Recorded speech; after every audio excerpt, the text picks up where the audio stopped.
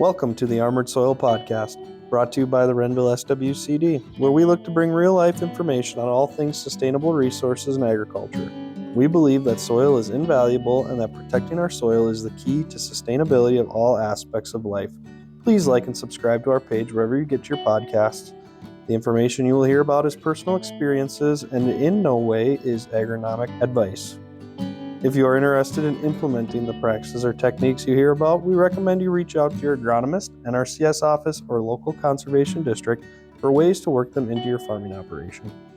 For more information about our liability in our podcast, please visit renvilleswcd.com. With that, this week you'll be introduced to Holly Hadlewick, Pamela Winzenberg, and Kyle Richter, who you will be hearing from one of them most episodes. And they are going to talk about the basics of soil health and really why we are starting this journey. We hope you enjoy the conversation.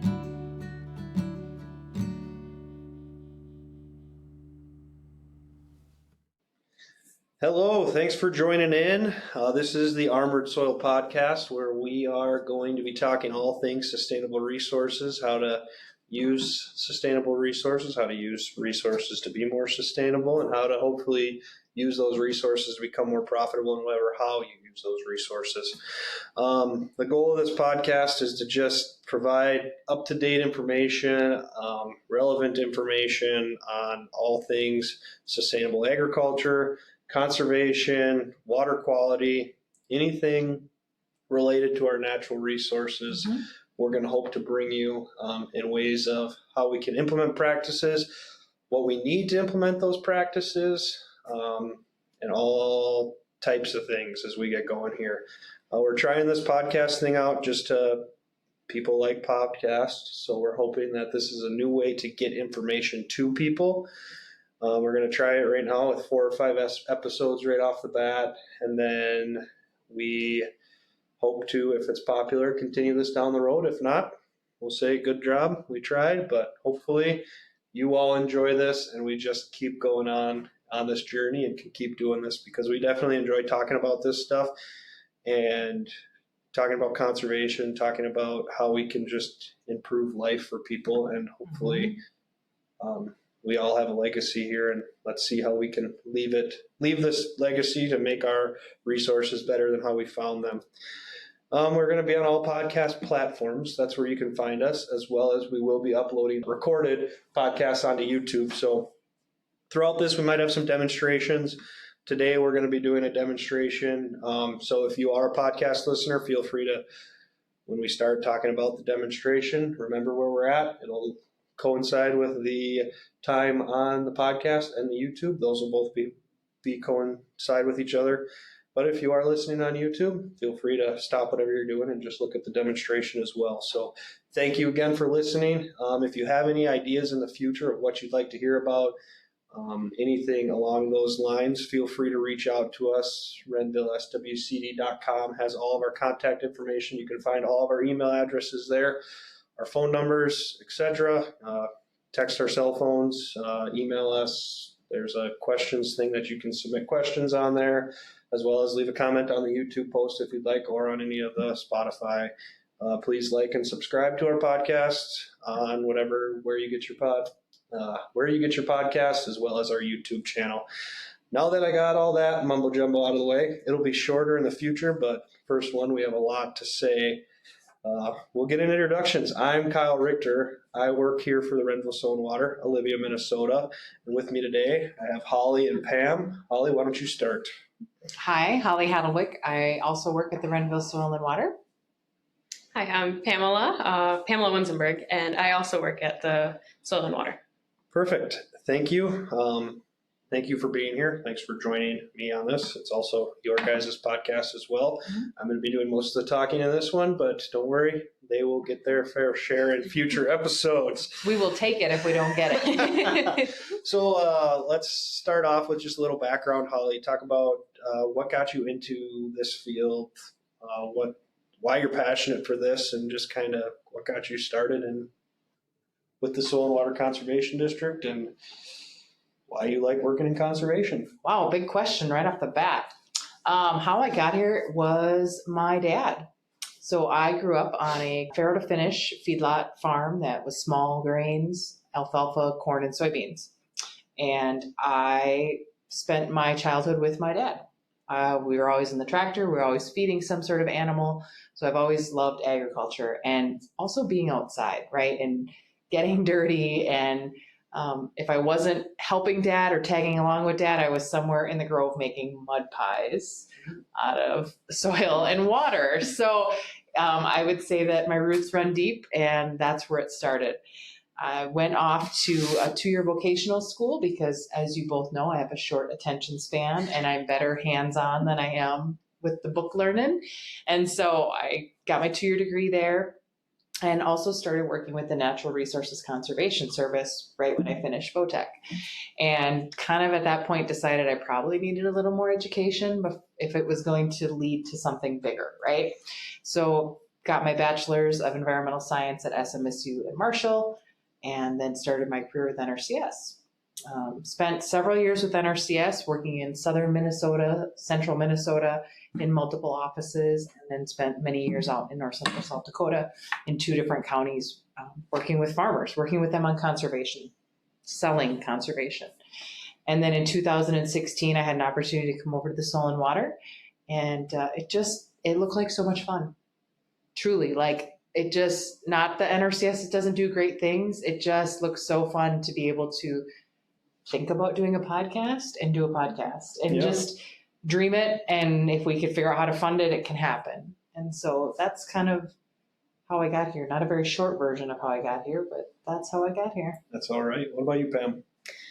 So I guess I grew up, I spent a little bit of time on my grandpa's farm.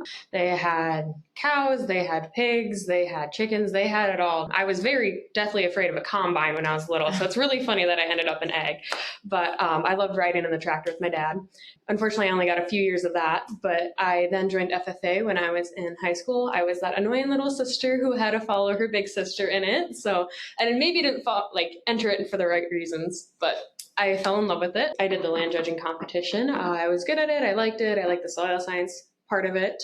So I applied at colleges as a agronomy major or something relevant to that. And I ended up going to Southwest Minnesota State University in Marshall. And there I completed my Bachelor of Science in agronomy and minored in environmental science. While everyone else was minoring in biology, I was minoring in environmental science just because I took a couple geology courses and a couple conversations I had with professors, and they seemed to really enjoy the idea of like soil health and how that was important. So kind of how I ended up with that. So when this position opened up at the Soil and Water, and I could see just how they brought together the public and private sectors to create a conservation agronomist, I thought it was perfect. I mean, my education was exactly kind of along the lines. So that made me really excited to see that I had that vision kind of in college and that I could apply that here at a Soil and Water and a job, because as much as I found other jobs that I maybe would have liked, I found one that I loved. So Awesome. How about you? Yeah, I guess I'll have to say my little background too. I did not grow up on a farm. I grew up in Wisconsin. We did live on an acreage. We had a huge garden growing up, and I was always Saturday mornings, Sunday mornings, I was always in the garden helping Dad weed, plant, do whatever. We also had tons of apple trees, and I always was kind of inquisitive on how we can figure out how to make more, because I just liked getting produce from everything that we had. So I always try to convince my parents to get chickens. They never let us, but I have chickens now, so it's a little You win. turn off, yeah. But then actually I have a little bit different of a background. Football brought me to Southwest Minnesota State University, so all of us are SMSU grads. And I originally was majoring in exercise science, and I did that for the first 2 to 3 years and realized that I didn't really want to do that anymore. So I went and talked to the environmental science professor, and asked if I needed anything. And she told me I just needed to take a couple more courses and get a minor in biology and find an internship, and I should be fine. I thought I was going to go back to school for a whole nother degree, but I ended up graduating with a bachelor's of science, so we did graduate. And I got an internship with the Medicine Soil and Water in Clarkfield, Minnesota, so a county over And I just really, my initial into this world was I really enjoy wildlife, hunting, fishing, camping, all the outdoors, you name it. I love it.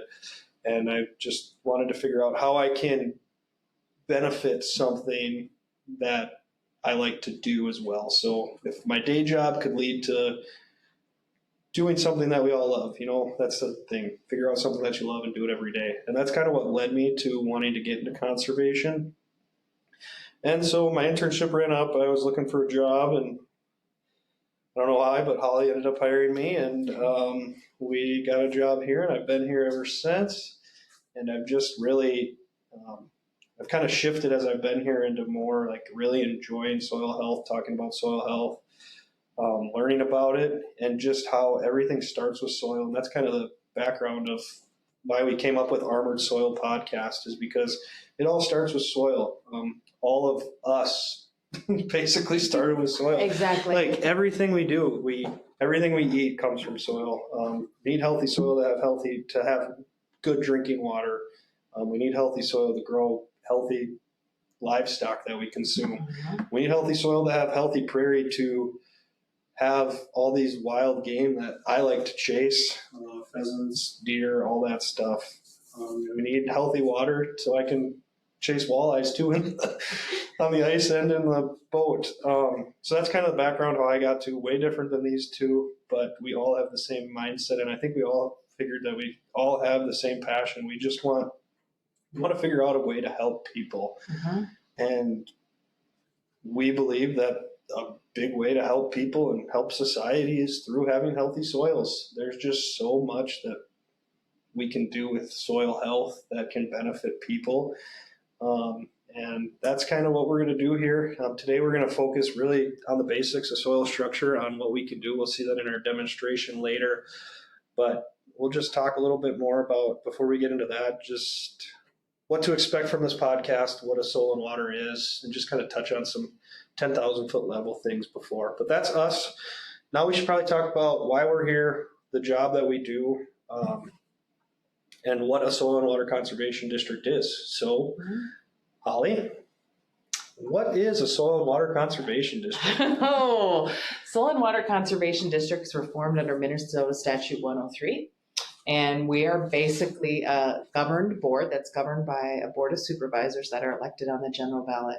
In Renville County, we follow the county commissioner district. So we have 5 supervisors that oversee our business at the soil and water district. And I guess if you unpack it all the way down to that statute and our mission, Kyle's kind of touched on it, but it's all relates back to how we can conserve our natural resources and help protect and ensure that they're going to be here for generations to come. I'm going to interject here quick, Holly, but I think one thing that is missed a lot is when we talk about natural resources, people don't understand that soil is a natural resource and that farming is using natural resources to produce that. And it is a limited resource. I mean, I like to say it all the time, and people probably think I'm crazy, but I mean, you look at like the Middle East, that used to one time be correct the epicenter of agriculture, and now look at it. It was the former breadbasket. Yeah. So sorry to step on your toes there, but I just wanted to make sure that, we talk about natural resources, and yes, we are including farmers in that natural resource because we do use soil, and that is the natural resource that starts with it all, soil and water. Yep, you're 100% right. That's a great point. And, it's no different in southern Renville County along the Minnesota River Valley. We have a lot of mining that they're pulling out rock and sand and gravel from quarries. Farming is the same thing. You're mining that natural resource. It's a different scale. And we'll talk about that down the road too, but it took us a long time to kind of get where we're at, but it's that gradual change that we need to try and figure out how to reverse and try and build back. So I kind of love that you set me up for this. One of my favorite statistics to share is several years ago, we have a farmer that we know his family settled on his acreage. And so he has a piece, about 5 acres that they've always had in pasture, or now it's just permanent grass that they believe has never had a plow across it, means they can trace it back on their abstract to their family. So we took a soil sample from what we believe to be that virgin prairie, And then we went across the fence and we took a soil sample from his conventional corn and soybean crop rotation that had spring and fall tillage on it. And so we did a standard soil analysis. We were just doing standard organic matter, N, P, and K, just like a farmer would run to decide their nutrient inputs if they're talking with Pam on the agronomy side, right? Mhm. So on the virgin prairie, we had 14.7 soil organic matter. So the soil organic matter is really a huge indicator of water holding capacity, nutrients, and we'll talk more about it, but that's a really easy measurement that you can look at on the soil test. Mostly carbon. Mostly carbon, thank you. And can you touch on what it regularly is in a regular soil? Like, what is the aim that they typically say? So I'll let you tell us the aim as soon as I tell you what was on their conventionally tilled field. 4.2. Wow. So that's 5 generations on that farm. And in those 5 generations, they've taken the soil organic matter from 14.7 to 4.2. Wow. And that's carbon. So what is carbon in a soil profile though? And where'd that carbon go? Exactly. Mhm. So Pam, what should the carbon be if you're on the agronomic side? What is a desirable target in Renville County?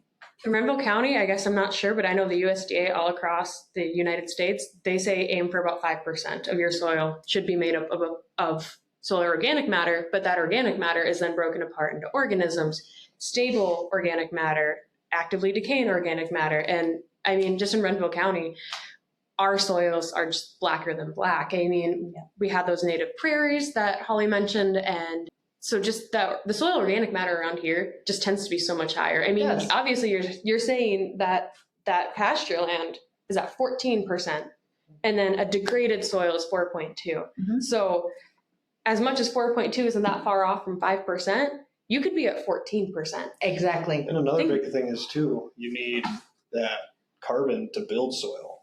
Absolutely. And how much does it take to gain an inch of topsoil, Holly? How many years? So depending on how intentional you are, you can do it in anywhere from 200 to 500 years. But you're not doing that if you're not intentional. Exactly, intention. It goes back to diverse covers, continual cover, and not disturbing. We'll talk about that aggregate, but not disturbing that soil profile. So it's really hard to change it rapidly.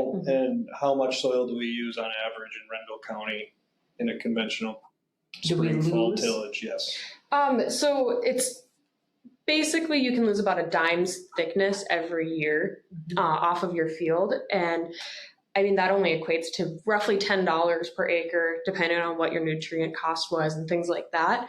But within, I think, 50, 75 years, I mean, you could lose that inch of topsoil. So it takes hundreds and hundreds of years to lose that topsoil. Well, I And wish in I just a had- fraction of the time, you're losing that. Yep. I wish I had dimes here so we could see how many dimes it would take to get to an inch. Yeah. I'm assuming probably somewhere between 10 and 15. Mhm. So 10 and 15 years, we're losing an inch when it's going to take 200 years to gain that inch. Exactly. Like, just think why we're at 14% in that untouched prairie, Mhm. and now we're at 4 because of how we're losing that and where we could be if we don't change anything. Yeah. And I have just a little clip that I can put on the YouTube video for everyone to see. But it shows how thick you have to have your dimes in order to lose that much. And it's crazy just how you think of how thin a dime is. Right. And you don't think that's very much. You don't think Right. anything of that at all until it's become 20 years down the road Mhm. or 50 years and your kid's farming that land now. And now it's what you're doing is now their problem. Yep. And as a parent, you usually don't want to pass off all your problems to your kid. Mhm. Yeah, usually you want to leave your life better for your kids, or however you say Yeah, that. you want your legacy Yeah. to be that you passed on something better, right? I mean, multi-generations ago, they were living in sod houses. Yeah. And then we moved into houses that were made from logs. And then we moved into stick-built with insulation, right? So it's even just that Yeah. basic lifestyle of Mhm. being warm, dry, comfortable, things like that. Same thing. Yeah. It's just a different material, building trades versus farming. So we've touched a lot on the kind of soil health, how we can help landowners, Mhm. and I'll probably go into this a little bit too. What other types of practices can we help landowners with? Yeah. And what else? Like, I'm a landowner. Yeah. I come into the office and I farm corn and soybeans, and I have a little hobby farm with cattle. So not a huge operation, maybe 10, 15 head. I have some gully erosion going on. I have a bluff, and I have a ravine that's eroded away. What can I do on that farm to help that gully erosion, as well as what can you guys help me with to make me gain that organic matter as well as armor that erosion to kind of put a stop at that right now while I'm gaining more structure. Yeah, so really the basics is we want everybody to be sustainable and profitable, really, right? Like if you unpack our mission, that's really where it's at, right? We want it to just be better and make you more stable in your environment and just in general, right? So we talked about soil health, like you said, because it is a passion of all of ours, but that's just one of our tools in the toolbox. We still really try and take every landowner and look at their individual operation and their individual site. And we try to break it down and do a conservation plan with them. And we look at that feedlot and what is happening within your, and it's maybe not a feedlot with your 15 head, but it's considered that animal area. What's happening with that? What water is entering that system? What water is leaving that system? What soil is entering that system? What soil is leaving that system? And look at how we can help make that be a contained environment that you can control. So when Mother Nature rears her ugly head, you can be more resilient to that impact and not have maybe manure flushing down into that ravine that you mentioned. Then we can go to that ravine and look at, again, what's entering that system, what's causing that. We're always going back to the root cause, right? Like, and then once we find that root cause, how do we address it? We tend to avoid putting Band-Aids on things. We want to figure out what caused it, right? We're not here to just, fix it and then hope. We really want upstream. What was the cause? How can we address that? So we can look at maybe it's some sort of structure we need to put in that ravine to slow the water down. We try not to reroute things as far as water flow, soil flow, things like that, but we try to look at it as a holistic system. And what do we need to do for that individual grower and try and help them with techniques and tools. Did you want to expand on that? Did I kind of steal all the thunder? I think you kind of got most of it. Just, like we're always going to try and get to the start of your problem. We're not going to, just throw in a grass waterway and say, okay, that's it. Like if we can say, hey, every year, if you add in cover crops, you're going to be greatly reducing the water that's originally getting there, because not only is that water now having to run through every single plant particle and residue, but now you're building up your organic matter and your infiltration rate, and you're building these things to improve to the point that you might not even need that grass waterway in 20 years. We're trying to build these solutions. So again, like Holly just said, we're not slapping a Band-Aid on it. We're trying to really help you guys find the most cost-effective solution that works with your timeline. That's huge, Pam. Cost-effective and on your timeline.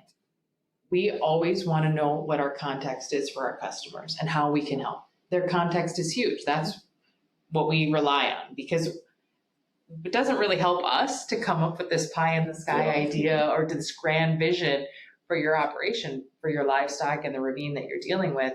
We really want to know the context, and within your context, how we can make small steps toward that progress. And I think that's a good segue into kind of how we can talk about what this goal of the first part of this podcast is in these first couple episodes that we're going to be dropping. Let's just talk about the 6 soil health principles.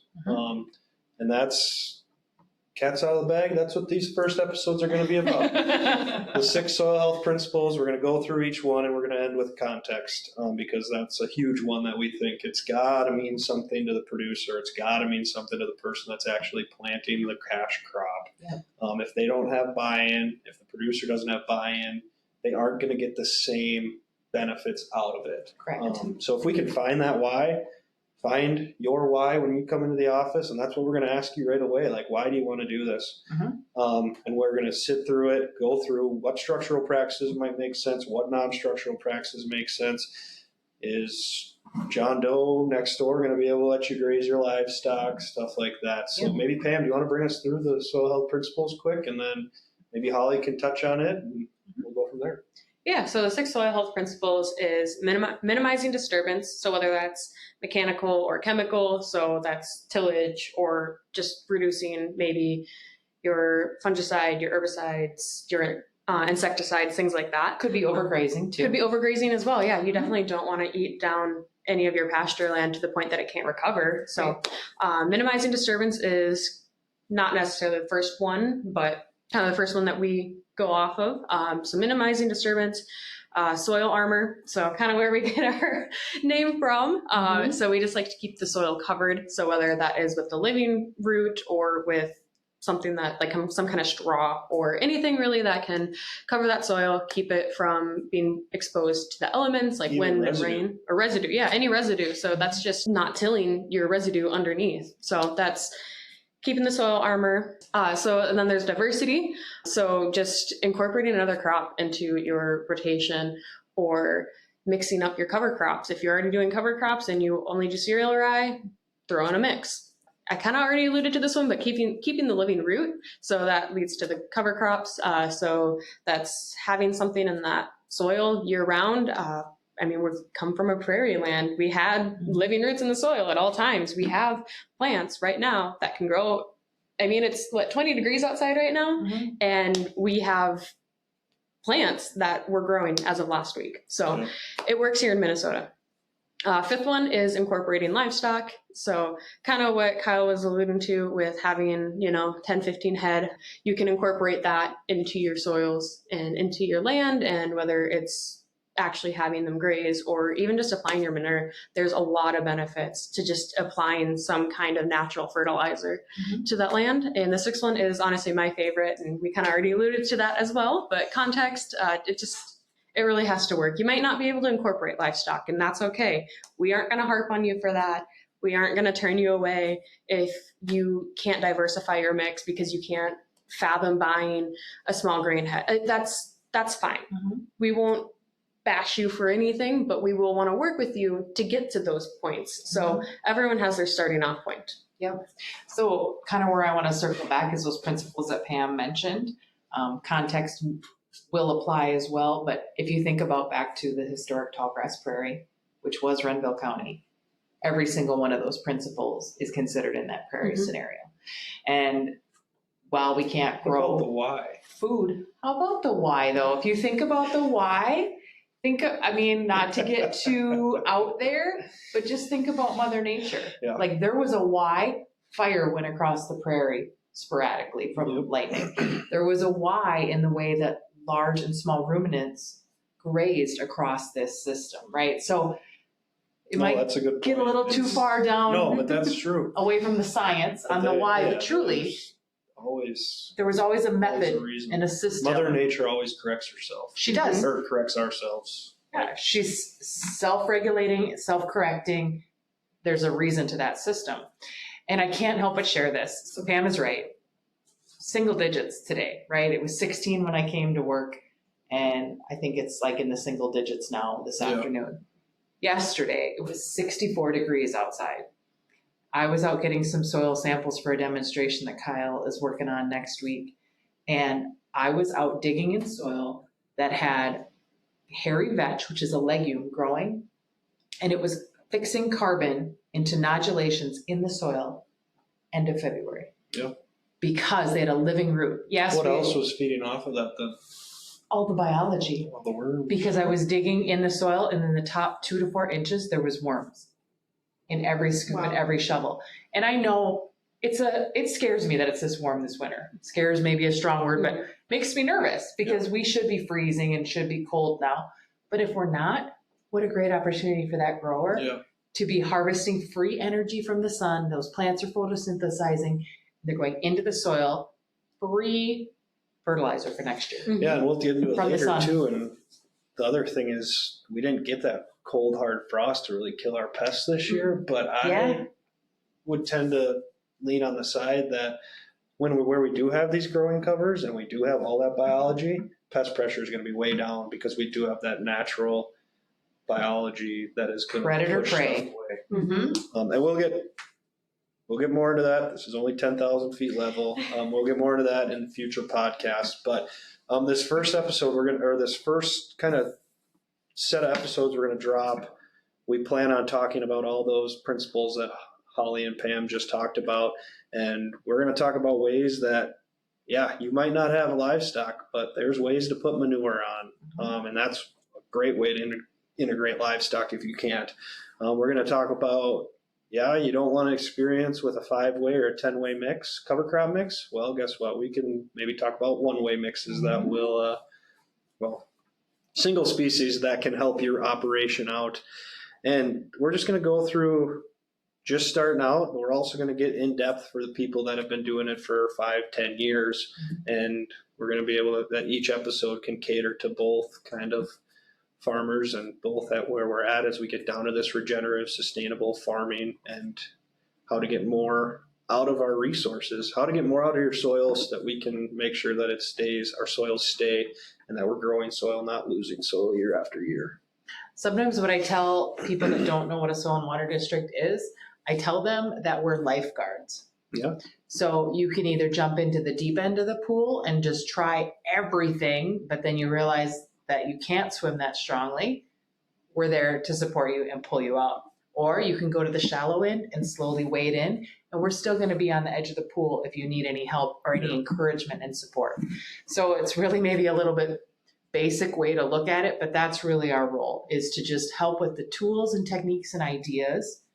But then if you need a life preserver, we're going to give it a throw and try and help reel you in as well too. Perfect. And with that, we'll get into our first demonstration here to really get into our soil structure and kick this off. And we look forward to the rest of the journey with everybody. So we'll see you at the demo. Oh, perfect. Welcome back to the Armor the Soil podcast. Right? Yeah. Armor the Soil podcast. Okay. Wait, or did you say armored soil with Heidi? Oh, okay, whatever. Okay. Doesn't say it on the top on the other side? Oh, no. Because this is my sheet. Oh, yeah. Okay. Armor the Soil podcast. I thought it was armored soil. I thought it was armored. Armored Soil podcast? Uh-huh. Armored Soil podcast. Armored Soil podcast. Okay. Welcome back to Armored Soil podcast. We are back here. We were talking just about how one way to help create sustainable resources, help our resources out, is by really nurturing our soil and really working on creating healthy soils. So here we're going to do a demonstration, and for our podcast listeners, you'll have to go on our YouTube to watch this if you've never seen a test done like this. I'll have Holly explain the test here in a second, but we're going to be looking at some no-till soil, some strip-till soil, some conventional soil, and also some CRP soil, so kind of ground that is really our control. And with this, we just want to show kind of how you can tell, an easy test to show if your soil's working for you or if your soil's working against you. And if it's working for you, we're also helping all of our water quality, all of our nutrient cycling. We're actually bringing nutrients in by sequestering carbon, and this is just one easy way to show that. So with that, I'll let Holly and Pam take it away, and we'll go from there. Sounds great. Thanks, Kyle. So like Kyle said, we're going to be looking at how soil clod essentially can handle the pressure of water entering into that system, into that soil profile. So it's called a slake test. And so what we're going to be looking at is 4 different systems, as Kyle mentioned. Pam and I gathered some of these soils. Some of them were ones we had. But what we really want to talk about is the difference between a soil that has a healthy soil aggregate, that has lots of open pore space, where water and nutrients and air and roots can navigate into that system. So kind of an example is, Pam will give you some pictures as well up close, but really the big difference, hopefully you can tell that on the camera here, is that one system has a lot of really irregular spaces and open holes, where the other one does not. It's pretty solid. Kind of one way we like to look at that is a little bit hard like concrete, and we tap the other one, pieces fall off, and what falls off is an aggregate. It's a hunk of soil that's stable in its own environment. And I think if, maybe do that again, Holly, and just before you tap them, can you just let us know which one you're tapping, which duck? I want you to guess. Okay, sounds good. Okay, so again, a healthy soil aggregate. Soil is a sponge, right, Pam? Absolutely. So we want it to function like that. And if you think about your kitchen sponge, what's it look like sitting by the sink? It's filled with holes. Exactly, different sizes. Yep. So it's the same concept. It's got open pores where water, insects, air, roots can move around that system. And so if you have a sponge that is all squished together when you're wringing the water out, do you have spaces and pores in that scenario? I do not know. So that's maybe a comparison to having a compact soil that doesn't have soil structure to it. So in one system, when we tap it, aggregates or hunks fall off that are decent size. The other one, when we tap it, is hard like concrete. Yeah, and you can definitely tell the first one was a lot more hollow. It sounded like it had more space in it. So I'm going to guess that that's most likely our more healthier soil. And that other one was more dense, not a lot of echo in that hunk you have there. And that's going to be more your dirt. As we like to say, dirt's not doing anything for you. Soil is doing something for you. So that first one I'm going to say is soil.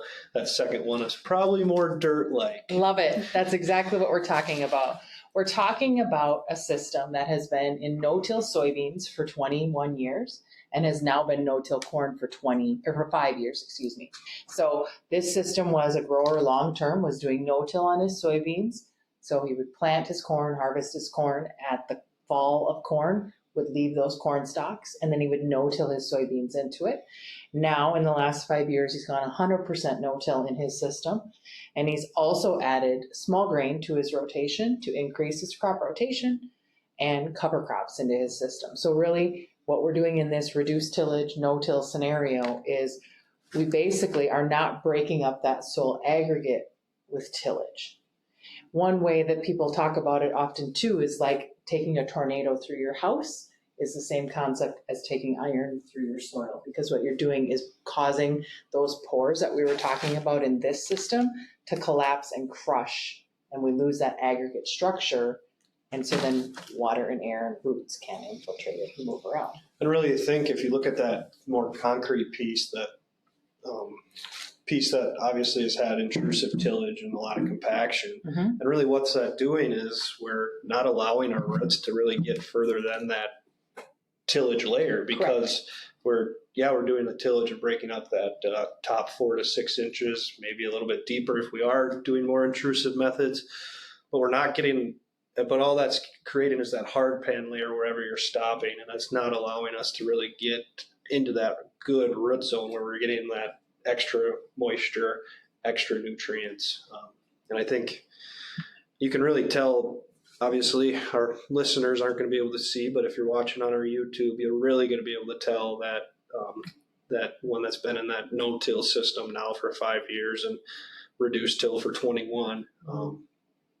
It really allows for roots to move around, air to move around, really improve that nutrient cycling as well. So yeah. So to expand on that hard pan that you talked about, hard pan is often how we refer to that layer below the tillage line. So often you can go out and you can take a shovel, or even if you dig like a soil pit with a backhoe, you can easily find somewhere in that root zone 4 to 6 inches below. Sometimes it's a little bit deeper, but we can literally find a line in a tillage system where there's a hard layer that the roots can't go through. So, I love tapping it because it's almost like thinking about, if you find a dandelion growing in the crack on a sidewalk, right? Like, how did that little guy get there? He got there because somehow some little soil particle got there, and then that seed was able to germinate. But think about if your corn or your soybean roots are trying to grow in concrete versus if they're trying to grow in chocolate pudding or chocolate cake, which they often refer to healthy aggregated soil as. So just those two scenarios, right? Even to push your finger into those scenarios, right? How would that? Well, I'd rather eat chocolate cake or chocolate pudding than concrete too. So Same. Yep. And just think too, like we're not uncommon here in Renville County to get 40, 50 touch of 60-mile-an-hour winds in the middle of summer, and think if you have roots that are growing deeper than that normal 6 to 12 inches, how much better that's going to withstand Mother Nature and the events that she throws at us, especially as we get more higher wind storms and more thunderstorms in general. We're getting those harder rains and everything. Yeah. So not only are we increasing soil health, but we're allowing our plant health to increase as well with these. Exactly. The plants are pretty lazy, and I mean, if they're going to try and grow through one of these, they're going to take the one with the holes. They're going to be taking all their energy trying to grow through this really compacted soil instead of making a better top, or, you know, just putting that energy to the top of your plant. Instead, it's dragging all your energy down to your roots. And sure, it's great, you need to build your roots up, but when you could instead be growing your plant taller, it could be growing greener, getting better photosynthesis that way. I mean, which would you rather? Would you rather your plant have a really massive root structure and look really crappy on top, or look great on top and have a decent root structure? You can have it both ways. You I can. think we learned that so much, like throughout history. The plants that stand up to the tests of Mother Nature are the ones that have those deeper, more complex root systems that are intertwined, that nodules are able to wrap around the soil particles and able to really tap into more nutrients than they're not usually able to get. And that's going to lead to less synthetics being placed on the ground, less reliance on synthetics, I should say. And we can really make a difference, not only for overall plant health, overall soil health, as well as hopefully more quality in all of our resources that we use every day. I love where you're going with that. So if you think back, though, Renville County, historically, we were tall grass prairie here. Long time ago. Long time ago, more than a couple years. Way before my time. Pre-settlement, right? So we're tall grass prairie. So in that scenario, right, we've got warm, cool season plants. We've got, like Kyle was talking, intermingled roots. So we've got legumes growing. We've got broadleaves growing. We've got grasses. And we have things like Pam had mentioned that are photosynthesizing all the time and taking all of that energy and nutrients from the sun down into their roots, which is then released in their root exudates into the soil, making that soil stronger and healthier and better. There's a reason when we broke the sod and settled this area and turned it into wheat, that the first 3 years of wheat crop was outstanding, because all of those nutrients were available there. And then we tended to kind of farm them out. Back to Kyle's point, it was maybe a little pre-synthetics. But when that happened, when the wheat went across the plains, that's really why it was so profitable and great crops, because that nutrients was all in there. And so if we can balance that in a crop system, that's what we're trying to talk about. And that's the big thing about cover crops, which we're not going to get into today, but we'll get into on future podcasts here as we go forward, and improving our nutrient cycling and kind of getting back to what it used to be, but still being able to produce a cash crop. And that's really what we're here for at the Soil and Water, is to really work with producers and landowners on ways we can work with Mother Nature, get back to those ways, but also still remain profitable and generate these cash crops, because we need people to still farm. Farmers need to farm. And that's really what we're here, is just to see how we can be more sustainable, more profitable, while making sure that we can keep growing cash crops on our very healthy soil that we're so blessed with in Renville County and central Minnesota here. So without a doubt. I do want to touch on these other two samples, just so we can look at the bigger ones first, if you don't mind. So we also looked at a strip till, which you alluded to.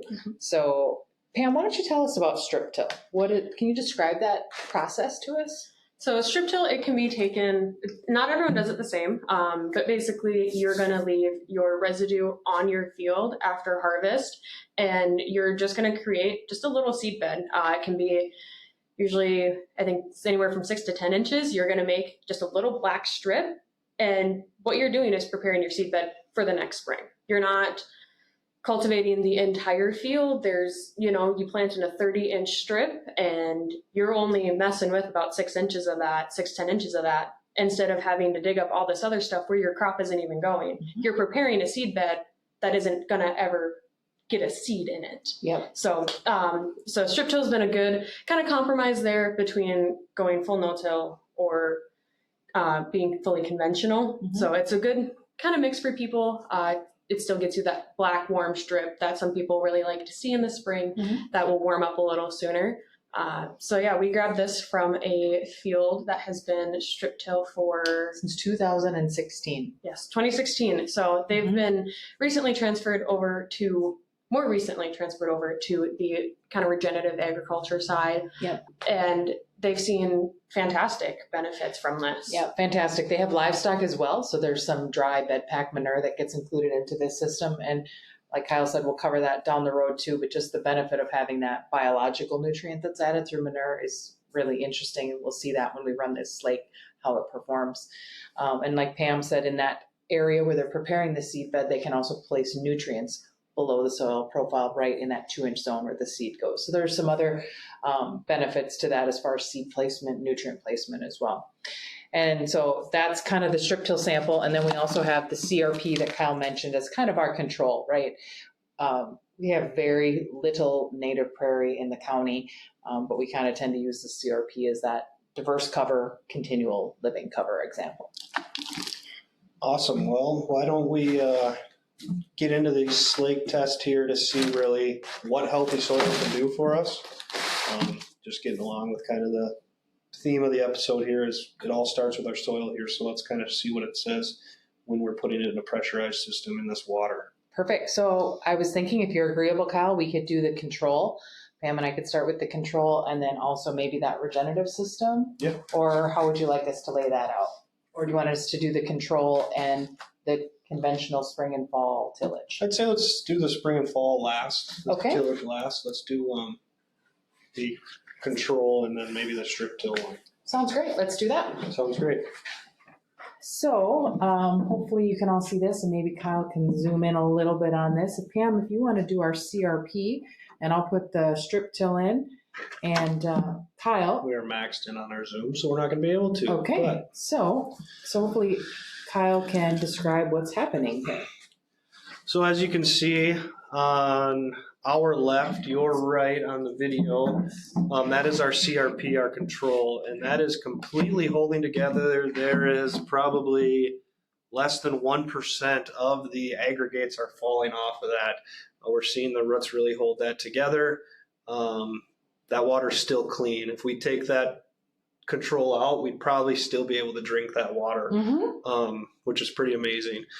On that strip till one, that's the one on our right, the audience's left. It's decomposing at a slow rate. I wouldn't say fairly fast. If we took it out, we'd probably be able to drink the top 3 or 4 inches of the jar. We're about a probably 8-inch mason jar that these are going in right now. But it's as it going, we're actually seeing a slowdown. It was an initial burst of probably a loss in aggregates, but now we're seeing it kind of starting to hold together more. Okay. I could say that we're most likely losing that 6 to 10 inches that Pam was talking about that is tilled every year in those strips, but the rest of it's holding together because we do have that residue and those root structures still holding the aggregates together. Absolutely. Maybe add on to that, Holly, a little bit more. Yeah, the piece I'd like to add on to it, what is falling off is an aggregate. Again, back to where we talked about that aggregate and having a stable aggregate. What is moving is a piece of soil, not the sand, silt, or clay particle. What we're really losing in the bottom is those large stable hunks. And like Kyle said, it's probably that piece that was stirred up because of that air that was put into that system with the tillage. I'm curious to see if we add 2 other ones to the system, if Kyle can tell us what is what on these next 2 samples. You didn't know that you were under the gun today, huh? No. So as you can see, we are rapidly losing aggregates, and I don't even know if there's any aggregates in that one, to be honest. It already looks like we broke an Oreo and stirred it up in a blender. That's the one in the middle right to the audience, our middle left. And as we look at the one on this one here, the other one is completely holding solid. It's almost similar to the CRP. Mm-hmm. And so I'm going to say the one that is completely water is dirty, like you can't even see through it anymore. That's definitely our conventional spring and fall tillage. And then the one all the way on the right that, I mean, we could easily, it looks very similar to the tall grass prairie control that we have. It's hardly losing any soil. Mm-hmm. Aggregates are holding tight. You can definitely tell it's really performing well under pressure. And I think that's kind of the main thing that we want to see here is we want our soils to hold well under pressure. Exactly. And maybe talk, Holly, a little bit about what's happening inside that ball. Obviously, we can see what's happening on the outside, but what's happening on the inside of that ball as the water is penetrating? Mm-hmm. Are we holding water? Are we even getting water in there? Yep. What's going on? Before you go, Yeah. Holly, another kind of observation I'm seeing here, you're not going to be able to see it anywhere, but on the conventional tilled one with the spring and fall tillage, we did lose some water. Or no, we didn't. We did not displace any water. Mm-hmm. On the CRP, tall grass prairie, on our strip till, and on our regenerative soil, no till for the last 5 years, reduced till for the last 20 years, we displaced water. Maybe touch on that too. Mm-hmm. So the piece that Kyle's talking about is that aggregate is handling water pressure into that system. So if you think about going back to that sponge, right? So if you gently just lay your sponge in your sink full of water, it just slowly goes in and absorbs and it expands and it fills those pores with water. Then it can hold it in that soil profile and be plant available. Renville County, the last 2 years, we have been below average precipitation. So a system like Kyle had talked about that's in a no-till system over here on the side is going to have better drought resistance and more plant available water. The other thing is, as these systems, that water rushes into them and it displaces the water and it displaces the aggregates and the soil with it, it's also taking valuable nutrients with it. Synthetics or even natural fertilizers that were put into that system, manure, whatever that is. If you think about your soil aggregate or your soil particles leaving with the water, they're taking those valuable inputs with them. The crazy thing that I think about this too is just if we dumping this in water and seeing the rapid loss of soil in that spring and fall tillage one right there. Just think about when we get an inch of rain in an hour, an inch of rain in 2 hours even, like that constant force of rain, which average rainfall 7 to 10 miles an hour hits the ground. 20 miles an hour. 20 miles an hour. Average speed of a raindrop. Just think about what that's going to do to that soil as well if it doesn't have these good aggregates to hold it together. Exactly. And it's actually going to displace that soil particle 5 feet horizontally and 5 feet vertically as well. So it's not even just like moving it a couple centimeters or millimeters. It's potentially moving it to the rain ditch, the road ditch, potentially moving it over to a tile intake, drainage ditch, water, things like that, moving it downstream where we don't want it. We want it to stay where it needs to stay. And so that's the difference here. And even on the screen, we can see already, I mean, on the left, we have our CRP. There's no soil. All the way on the other right, we have our regenerative system that's been in for 5 to 20 years as some type of regenerative system. We have strip till on the right here. And then just look at how much more soil. Like you can tell just in the video here how much more soil's been lost compared to everything else, which is just amazing. I mean, that ball there's not much left of it. No. And the other ones, you could still probably dry them out and it'd be a good clump. Yeah. So it's really cool. Obviously, we acknowledge that you can't farm like this, where it's continuous CRP. There's always something happening, but we can clearly see on these two systems, having that reduced tillage in there has a direct benefit. Yeah. And we know that it's going to help keep a stable environment for growing crops and having a profitable and sustainable farm. Yeah, and thanks for showing this to us. That's one thing with this podcast as we go forward. We're going to try to do a lot of interactive things as well. Maybe not every time we'll get stuff like this, but We definitely want the YouTube audience to see some things, but as well as try to be as descriptive as possible for our podcast listeners while still seeing what's going on. But that kind of wraps up today what we had. We really want to just focus on the basics of soil health. And this is kind of getting down to how we generate soil structure, what soil structure does for us. As we go forward, we'll be getting into a lot more deeper topics, diving into how cover crops can get into us, how we can integrate livestock, really go through the soil health principles to start this whole series off. And we look forward to this journey with our listeners. If you have any topics you want to hear from us, please shoot them to us. Go to RenvilleSWCD.com. We have a page. You can find any of our email addresses and email any of us anytime. And just let us know. We're here for you. We want to make sure that we're giving you relevant information on all things. As I said at the beginning, this is Armored Soil Podcast, where we're really focusing on sustainable resources. And we want to make sure you have information to lead you to being able to sustain the resources. So with that, for Holly and Pam, I'm Kyle, and hopefully you join us next time.